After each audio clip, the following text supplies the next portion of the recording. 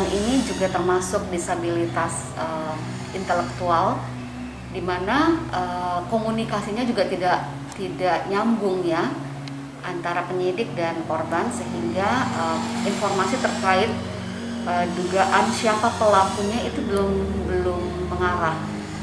Si anak ini belum bisa menyebutkan atau menunjukkan siapa pelaku. Korban tidak bisa menyebutkan. Terus kedua, pada saat ditunjukkan wajah-wajah apakah ini pelakunya, dia hanya tersenyum. Ya, jadi informasi dari teman-teman dari gua itu kalau ditunjukkan fotonya atau ditunjukkan orangnya itu cuma ngangkat alisnya dan tersenyum.